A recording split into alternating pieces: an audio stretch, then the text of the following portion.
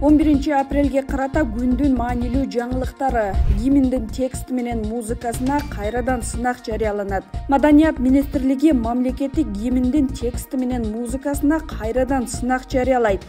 Бул чечим 9-10 апрелде комиссиянын экинчи отурумунда кабыл алынды. Министрлик буга чейин сунушталган варианттарда мазмундук жана көркөм талаптарга жооп берген чыгарма табылбаганын билдирди.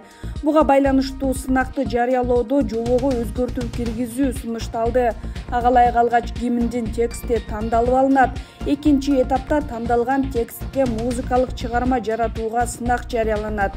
Сынакка буга чейин катышкан авторлор бул жолу да жаңы долбоор менен катышса болот.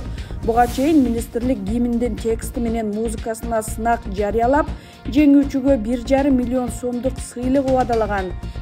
Гимнди өзгөртүү демилгеси парламент төрагасы Нурланбек Тургунбек уулуна таандык. Ал муну гимнде советтик калдыктар бар жана ырдоого татал деп түшүндүргөн. Зордуктоого шектелген жаран милицияга пара берип жатканда кармалды. Бишкекте милиция кызматкерине пара берген жаран кармалды. Бул тууралуу Ленин райондук ички иштер башкармалыгы билдирди. Маалыматка ылайык, жаран зордуктоо фактысы боюнча тергөөгө чейинки териштирүүнүн алкагында милицияга жеткирилген. Сүйлөшүү учурунда ал маселенин оң жакка чечип берүү үчүн укук коргоо кызматкерине акча сунуштаган. Шектүү ошол күнү эле 40 000 сом өлчөмүндө пара берип жатканда кармалган. Мындан тышкары ал пара катары милиция кызматкерине бир тай сунуштаган. Милиция пара берүү беренеси менен кылмыш ишин козгоп, шектүү убактылуу кармоочу жайга киргизилди. Тергөө уланууда.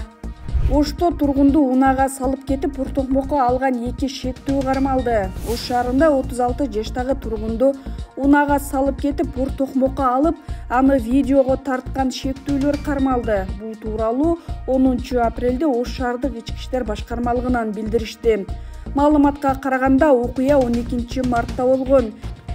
2 адам 36 жаштагы тургунду шаардагы Улук Ата кафесинин алдынан көптөп уруп, андан кийин Матизеки унаасына салып кетишкен.